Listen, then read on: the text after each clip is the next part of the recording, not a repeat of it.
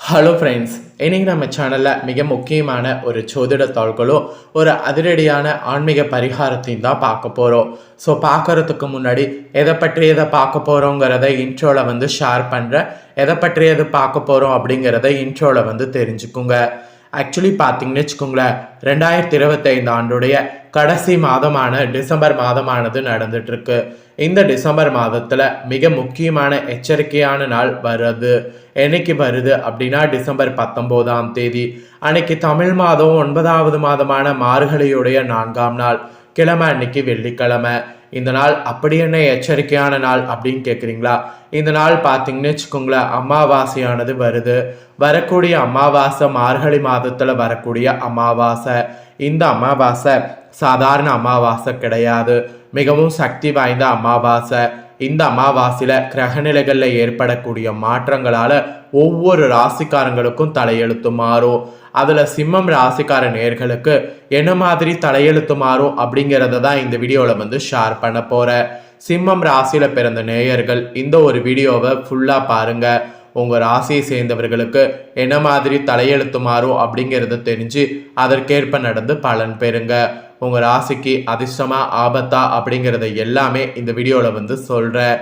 So கிரகங்கள் சேர்றதுனால எப்படியெல்லாம் பலன் கிடைக்கும் அப்படிங்கிறத உங்களுக்கு ஒன்று விடாமல் ஷேர் பண்ணுறேன். ஸோ எல்லாமே இந்த வீடியோவை பார்த்து சிம்மம் ராசிக்காரங்க தெரிஞ்சு இதற்கேற்ப நடந்து பலன் பெறுங்க. அதே போல் இந்த அமாவாசை சாதாரண அமாவாசை கிடையாது, மிகவும் சக்தி வாய்ந்த ஒரு அமாவாசை. இந்த அமாவாசையில் ஆன்மீக ரீதியாக சில பரிகாரங்களும் செய்யணும். அதை செய்தீங்கன்னா உங்கள் தலையெழுத்து மாறும். ஸோ ஆன்மீக ரீதியாக இந்த அமாவாசை எந்த அளவுக்கு சக்தி வாய்ந்த அமாவாசைங்கிறதையும் சொல்ல போகிறேன். ஸோ இந்த வீடியோவை சிம்மம் ராசிக்காரங்க ஃபுல்லாக பாருங்கள். அப்போ தான் எல்லாத்தையுமே தெரிஞ்சு பயன்பெற முடியும்.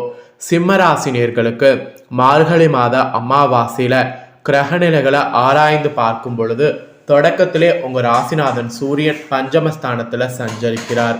அவரோடு யோகாதிபதி செவ்வாயும் இணைந்திருக்கிறார்.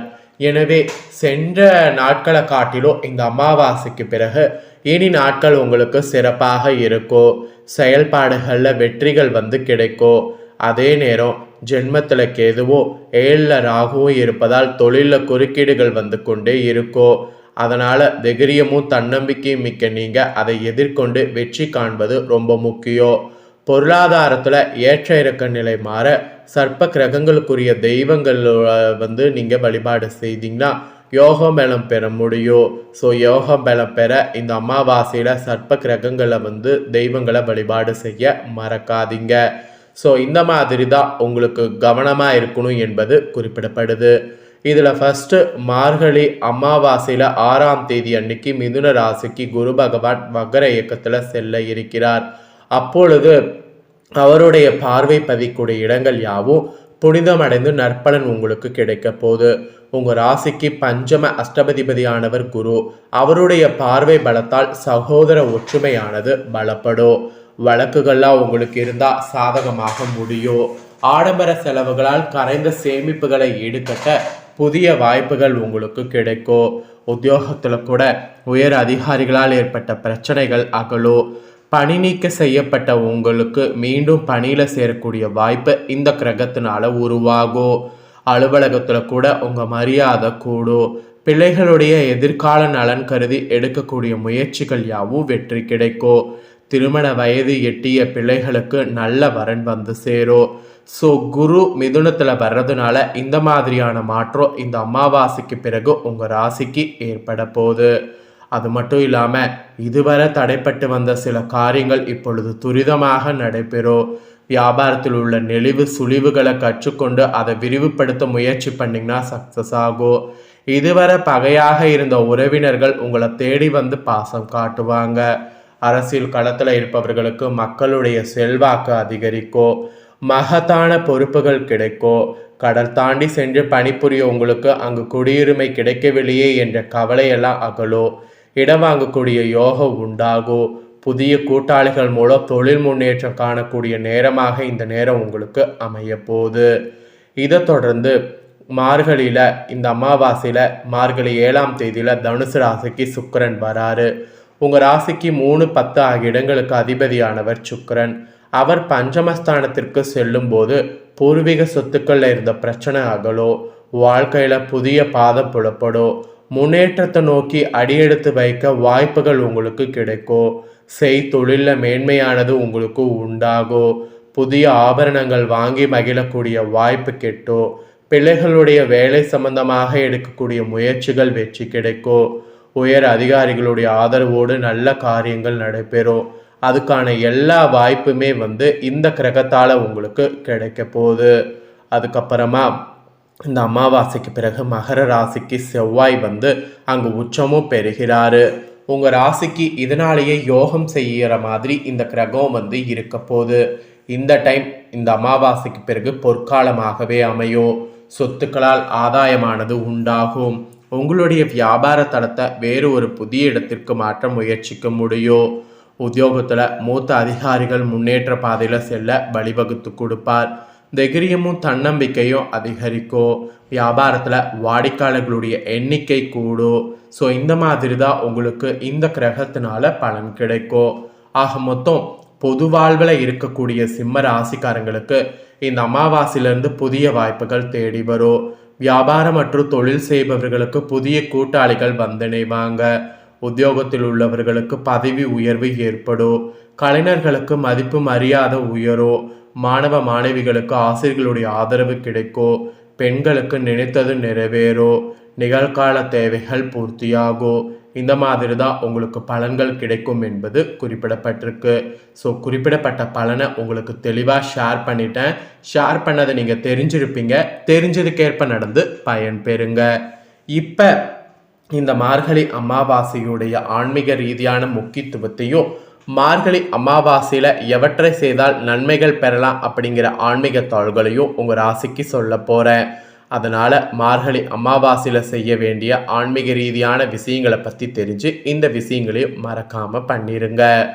12 மாதங்கள் கொண்ட தமிழ் வருடத்தில் சூரியன் தாட்சாணியம் எனப்படக்கூடிய தென் திசையில் சஞ்சரிக்கக்கூடிய இறுதியான மாதம் மார்கழி மாதமாகும்.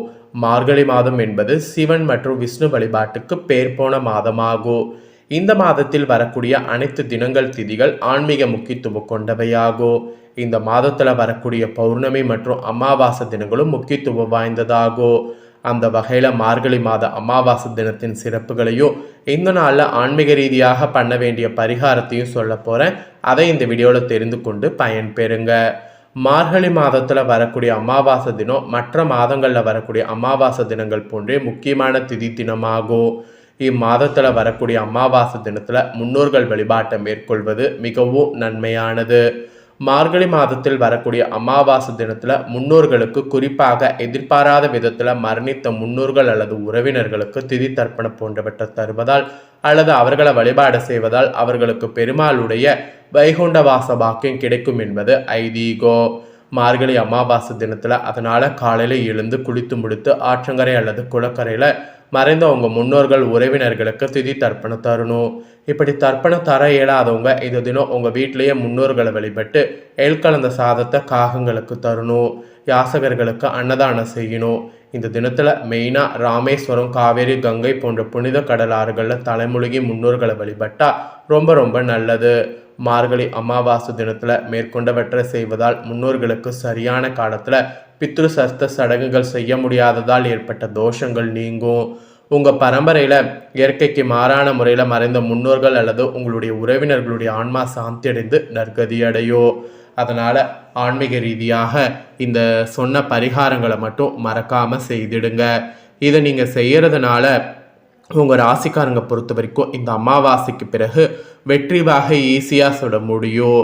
புது முயற்சிகளை மேற்கொண்டிங்கன்னா சக்ஸஸ் ஆகும். வியாபாரத்தில் புதிய முதலீடுகள் செய்கிறது சக்ஸஸ் ஆகும். நீண்ட தூர பயணங்கள் நல்லபடியாக அமையும். பெரியவர்களுடைய ஆசீர்வாதம், கடவுளுடைய ஆசீர்வாதம் உங்களுக்கு பரிபூர்ணமாக கிடைக்கும். கமிஷன் தொழிலாம் வெற்றிகரமாக செல்லும். அதனால் இந்த பரிகாரத்தை மட்டும் மறக்காமல் செய்து பலன் பெறுங்க. இந்த தாள்களை நீங்கள் பார்த்து பயன்பெறுவது போல் உங்கள் ஃப்ரெண்ட்ஸ் ஃபேமிலியில் இருக்கிறவங்க பார்த்து பயன்பெறணும் அப்படின்னு நினச்சிங்கன்னா வீடியோ லைக் பண்ணி உங்கள் ஃப்ரெண்ட்ஸ் ஃபேமிலிக்கு ஷேர் பண்ணுங்கள். உங்கள் ஃப்ரெண்ட்ஸ் ஃபேமிலியில் இருக்கிறவங்களும் உங்களை போல் சிம்மம் ராசிக்காரங்களாக இருந்தாங்கன்னா இந்த தாள்களை தெரிஞ்சு இதற்கேற்ப நடந்து பயன்பெறட்டும். இதே போல் புதிய அப்டேட்டான நிறைய வீடியோ நம்ம சேனலில் போடப்படும். அதை எல்லாமே உடனுக்குடனே தெரிந்து கொள்ள மறக்காமல் நம்ம சேனலை சப்ஸ்கிரைப் பண்ணுங்கள், கூட பெல் பண்ண ப்ரெஸ் பண்ணுங்கள். அதை நீங்கள் பண்ணிட்டீங்கன்னா இனி நான் போடுற மற்ற அப்டேட்டான எல்லா வீடியோஸும் உடனுக்குடனே தெரிந்து கொள்ளலாம். ஸோ மறக்காமல் சப்ஸ்கிரைப் பண்ணி பெல் பண்ண ப்ரெஸ் பண்ணுங்கள். நெக்ஸ்ட்டு சுவாரஸ்யமாக வேறொரு வீடியோவில் உங்களை சந்திக்கிறேன். நன்றி.